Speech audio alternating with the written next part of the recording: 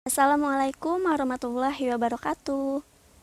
Alhamdulillah, hari ini kita akan melanjutkan materi selanjutnya, yaitu memasuki KD 3.3 yang membahas tentang model dan pelaku kegiatan ekonomi. Nah, materi 3.3 ini, materi KD 3.3 ini memakan waktu 3 kali pertemuan. Nah, untuk pertemuan hari ini kita akan membahas tentang perilaku konsumen. Kemudian di pertemuan selanjutnya kita akan membahas tentang perilaku produsen dan peran pelaku ekonomi. Dan di pertemuan terakhir kita akan membahas tentang model kegiatan ekonomi. Tujuan pembelajarannya adalah dengan kita mempelajari materi KD 3.3 ini, kita akan mengetahui tentang perilaku konsumen, perilaku produsen, peran pelaku ekonomi, dan model kegiatan ekonomi. Langsung aja ya masuk ke materi perilaku konsumen. Penilaian seseorang terhadap suatu barang akan mempengaruhi pola perilakunya dalam berkonsumsi. Lalu apa sih pengertian dari konsumsi, konsumen, dan perilaku konsumen? Ini, konsumsi adalah kegiatan menghabiskan atau mengurangi nilai suatu barang ataupun jasa untuk memenuhi kebutuhan. Sedangkan konsumen adalah orang yang melakukan kegiatan konsumsi. Nah, jadi kalau konsumsi adalah kegiatannya, yaitu kegiatan menghabiskan atau mengurangi nilai suatu barang atau jasa, dan subjek atau orang yang melakukannya itu disebut dengan konsumen. Lalu untuk perilaku konsumen adalah studi bagaimana individu, kelompok, dan organisasi memilih, membeli, menggunakan, dan menempatkan barang, jasa, ide, atau pengalaman untuk memuaskan keinginan dan kebutuhan mereka. Oke, ada 4 faktor yang mempengaruhi perilaku pembelian konsumen. Ini menurut Kotler pada tahun 2003. Faktor apa aja sih? Pertama, ada faktor budaya. Faktor budaya mempunyai pengaruh paling meluas dan mendalam terhadap perilaku konsumen. Pemasar harus memahami peran yang dimainkan oleh kultur, subkultur, dan kelas sosial pembeli. Faktor sosial adalah perilaku seseorang konsumen yang dipengaruhi oleh faktor-faktor sosial seperti perilaku kelompok acuan, keluarga, serta peran dan status sosial konsumen. Salah satunya di sini teman ya, lingkungan. Jadi mempengaruhi keputusan pembelian konsumen. Next, tentang faktor pribadi. Faktor pribadi di sini maksudnya meliputi usia pembeli, kemudian tahap siklus hidup pembeli, pekerjaan, kondisi ekonomi, gaya hidup, gitu. Jadi semua itu adalah mempengaruhi untuk melakukan pembelian. Misalnya gini, seorang konsumen yang memiliki pekerjaan yang bagus, kondisi ekonominya juga bagus, gaya hidupnya tinggi, akan berbeda dengan konsumen yang memiliki misalnya pekerjaannya biasa-biasa aja, kondisi ekonominya juga biasa aja, gaya hidupnya rendah. Itu akan berbeda. Tentunya konsumen yang memiliki gaya hidup yang tinggi, pekerjaan yang bagus, kondisi ekonominya bagus, cenderung akan lebih memilih produk atau barang atau jasa yang memiliki kualitas bagus dengan harga yang mahal gitu. Sebaliknya, konsumen yang memiliki kondisi ekonomi rendah, gaya hidup rendah, pekerjaan biasa aja, pasti dia akan memilih barang yang atau jasa yang harganya cukup terjangkau bagi mereka gitu, dengan kualitas yang mungkin bisa bagus juga atau memang biasa aja kualitasnya. Dan terakhir ada faktor psikologis. Pilihan pembelian seseorang dipengaruhi pula oleh 4 faktor, yaitu motivasi, persepsi, pengetahuan, keyakinan, sikap. Jadi faktor-faktor ini tentu akan mempengaruhi pembelian konsumen. Seseorang yang tidak memiliki motivasi pembelian, tentu dia akan tidak memiliki keinginan untuk membeli. Kalaupun harus banget untuk beli, pasti akan timbul keraguan untuk membeli gitu. Jadi seorang konsumen kalau ingin membeli suatu barang pasti memiliki motivasi, pasti memiliki pengetahuan terhadap barang itu, memiliki keyakinan, persepsi, dan sikap untuk membeli gitu. Kemudian ada teori dari perilaku konsumen. Ada 2 teori yang kita kenal, yaitu tentang teori kardinal dan teori ordinal. Apa sih teori kardinal? Nih, teori kardinal ini, menurut teori ini, kenikmatan yang diperoleh seorang konsumen dapat diukur dan dinyatakan secara kuantitatif. Teori ini dikembangkan oleh Hermann Heinrich Goosen, atau yang sering kita dengar yaitu Goosen. Nah, Goosen ini membagi nih menjadi 2 bahasan, yaitu total utility dan marginal utility. Nah, jadi di teori kardinal ini ada 2 hukum, yaitu hukum Goosen 1 dan hukum Goosen 2. Apa sih hukum Goosen 1? Hukum Goosen 1 yaitu berbunyi, jika suatu barang yang dikonsumsi dalam jangka waktu tertentu terus ditambah, maka kepuasan total yang diperoleh juga akan bertambah. Tetapi kepuasan marginal, yaitu tambahan kepuasan yang diperoleh jika dikonsumsi ditambah dengan 1 unit, pada titik tertentu akan semakin berkurang. Bahkan, jika konsumsi terus dilakukan, pada akhirnya tambahan kepuasan yang diperoleh akan menjadi negatif dan kepuasan akan semakin berkurang. Jadi, gini, di hukum Goosen 1 itu, ketika seorang konsumen itu mengkonsumsi suatu barang, dalam jangka waktu tertentu itu akan terus bertambah kepuasannya. Kepuasan totalnya terus bertambah. Tapi, kepuasan marginalnya atau setiap tambahan 1 unit dari barang yang kita konsumsi itu tentunya akan semakin berkurang, bahkan bisa sampai negatif gitu. Berbeda dengan hukum Goosen 2. Hukum Goosen 2 ini merupakan penyempurnaan dari hukum Goosen 1. Jadi, konsumen akan melakukan konsumsi sedemikian rupa sehingga nilai guna marginal setiap barang dan jasa yang dikonsumsi akan sama. Selanjutnya ada contoh dari teori kardinal hukum Goosen 1. Kita baca dulu ya soalnya. Misalnya Rudi ingin membeli baju. Harga baju per potong 25.000. Hanya dengan 25.000 diperoleh kegunaan 50.000 util. Bila dia menambah konsumsi bajunya, maka baju yang kedua memberi tambahan kepuasan atau MU lebih besar dari yang pertama, yaitu 75.000 util. Berarti kepuasan total atau TU menjadi 125.000 util. Pada saat ia menambah konsumsi baju menjadi 3, maka TU atau kepuasan totalnya menjadi 185.000 util dan MU menjadi 60.000. Meskipun telah terjadi penurunan MU atau hukum pertambahan manfaat yang makin menurun telah terjadi, tetap lebih menguntungkan.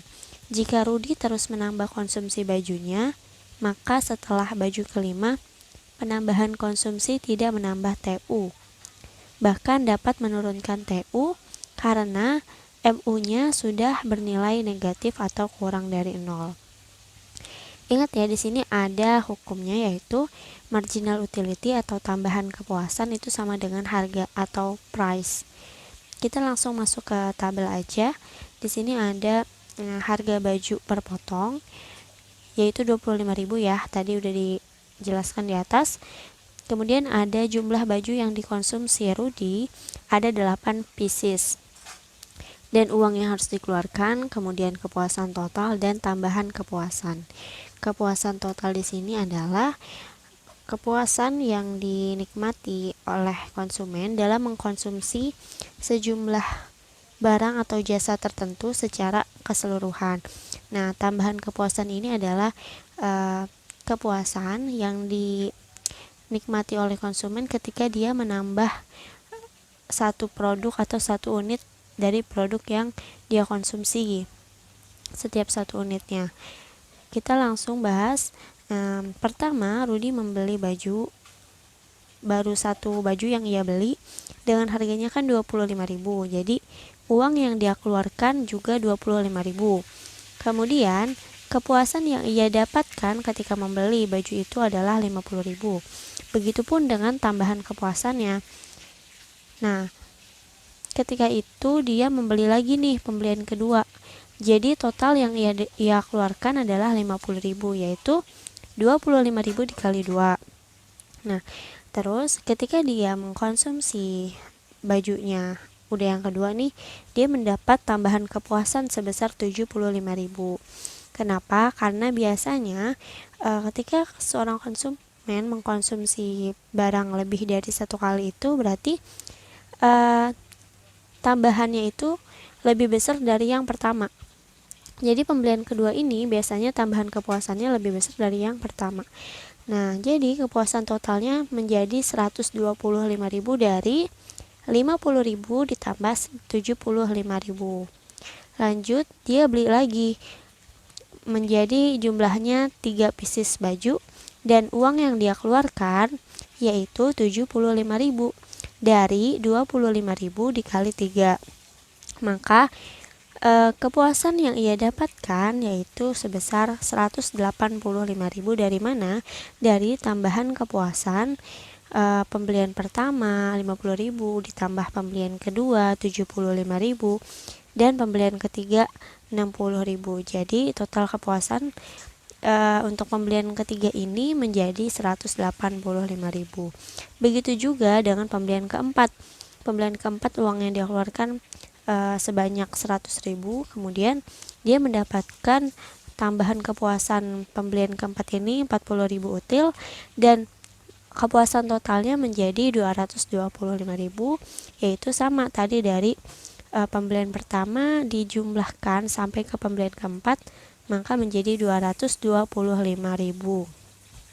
Nah, di pembelian kelima ini dia uang yang dikeluarkan sudah mencapai 125.000 dan di pembelian kelima juga mendapatkan tambahan kepuasannya sebesar 25.000 sehingga kepuasan totalnya menjadi 250.000. Tapi coba lihat di sini di pembelian kelima ini kalau kita lihat MU atau tambahan kepuasannya 25.000 sama dengan harga, artinya dia sudah mencapai sudah mencapai kepuasan maksimum di pembelian ke-5 karena tambahan kepuasan atau marginal utility sama dengan harga di pembelian ke-5, sehingga ketika dia menambah konsumsi lagi yaitu di pembelian ke-6 akan terjadi pengurangan kepuasan karena udah titik maksimumnya tuh di pembelian ke-5, sehingga di pembelian ke-6 dia mungkin sudah merasa biasa aja gitu, nggak puas, tidak sepuas ketika melakukan pembelian sebelum-sebelumnya. Di pembelian ke-6 yang jumlah uang yang udah dikeluarkan menjadi 150.000, kepuasan totalnya 250.000 jumlah dari pembelian pertama sampai ke-6. Nah, lanjut Rudi melakukan pembelian lagi di pembelian ke-7. Kemudian uangnya sudah mencapai 175.000 yang udah dikeluarkan dan tambahan kepuasannya menjadi negatif 50.000. Kenapa? Karena dia sudah melewati batas maksimumnya. Jadi Rudi ini sebenarnya sudah merasa tidak puas untuk membeli baju lagi gitu. Maka kepuasan totalnya pun ikut menurun. Ketika tambahan kepuasannya sudah melewati batas 0 atau negatif, maka kepuasan totalnya pun juga akan ikut menurun. Kenapa di sini dapat 200.000, yaitu dari penjumlahan nih pembelian dari pembelian pertama sampai pembelian ke-6, terus sampai pembelian ke-7. Di sini kan negatif 50.000, berarti pengurangan dari jumlah ini semua dikurang 50.000, atau 250.000 dikurang 50.000. Jadi kepuasan totalnya adalah 200.000. Begitupun dengan pembelian terakhir nih, pembelian ke-8. Jadi ada penurunan lagi di sini, kepuasannya menurun 100.000, sehingga total kepuasannya menjadi 100.000 gitu. Paham ya? Next, di sini ada contoh penjelasan tentang hukum Gosen 2. Rumusnya adalah, atau hukumnya adalah, MU atau tambahan kepuasan pada barang satu dibagi harga dari barang satu itu, barang pertama, sama dengan tambahan kepuasan barang kedua dibagi harga dari barang kedua. Jadi ini harus sama antara tambahan kepuasan barang pertama dibagi sama harga barang pertama harus sama dengan yang barang kedua itu. Apabila suatu barang memberikan utilitas per rupiah yang lebih tinggi, lebih baik konsumen mengalihkan rencana belanja untuk barang lain ke barang tersebut, sampai pada suatu titik di mana hukum utilitas yang semakin menurun menyebabkan utilitas marginal per rupiah dengan barang lainnya. Apabila suatu barang kurang memberikan utilitas marginal per rupiah dibandingkan dengan keadaan umumnya, maka konsumen akan membeli lebih sedikit barang itu sampai utilitas marginal dari rupiah terakhir yang dibelanjakan atas barang tersebut telah menyamai kembali keadaan umum. Jadi ini aturannya. Nanti kalau perhitungannya berarti gini, MU pertama misalnya 50.000 dibagi sama harganya 25.000. Ini produk pertama nih, misalnya produknya dia mau beli kopi. Nah, nanti misalnya sama teh nanti tambahan kepuasannya kita lihat berapa. Misalkan teh itu tambahan kepuasannya 75.000. 75.000 dibagi sama harganya berapa, misalnya harganya 30.000 gitu. Nanti dihitung dan dilihat mana yang lebih tinggi atau lebih baik utilitas per rupiahnya gitu. Kemudian di sini ada teori ordinal. Kita udah masuk nih ke teori ordinal. Teori ordinal ini dalam teorinya utilitas diurutkan sesuai dengan tingkat kebutuhan dan kesenangannya akan suatu produk tertentu. Jadi pada teori ini lebih ditekankan ketika konsumen mengkonsumsi suatu produk atau jasa berdasarkan tingkat kebutuhan dan kesenangannya. Contohnya di sini, Ananda menyukai 2 minuman, yaitu teh dan susu. Ananda memiliki beberapa pilihan saat mengkonsumsi 2 buah minuman tersebut, sesuai dengan suasana hatinya.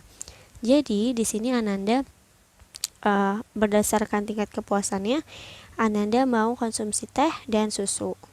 Di sini tingkat kepuasan A yang paling tinggi, kemudian diikuti D yang paling rendah. Ketika Ananda mengkonsumsi 8 teh dalam gelas, jadi ada 8 gelas teh. Kemudian dia bisa mengkonsumsi 2 gelas susu. Ini yang paling tinggi tingkat kepuasannya. Jadi jelas ya, Ananda di sini lebih suka teh daripada susu. Kemudian gimana kalau misalkan tingkat kepuasan yang kedua? Ananda bisa mengkonsumsi 6 gelas teh dan mengkonsumsi 4 gelas susu. Kemudian jika di sini misalnya mau banyakkan mengkonsumsi susu gitu, gimana? Nah, ketika Ananda mengkonsumsi 4 gelas teh dan dia bisa mengkonsumsi sama aja, dia bisa mengkonsumsi 6 gelas susu gitu. Terus kalau dia mengkonsumsi 2 gelas teh sama aja dengan dia mengkonsumsi 8 gelas susu gitu. Jadi tingkat kepuasan yang paling tinggi adalah ketika dia mengkonsumsi 8 gelas teh dan 2 gelas susu. Paham ya? Materi kita hari ini udah selesai. Minggu depan insya Allah kita lanjutkan untuk materi mengenai perilaku produsen. Semoga kalian paham ya materinya dan semoga bermanfaat. Apabila ada yang ingin ditanyakan, silahkan tanyakan di komentar Google Classroom.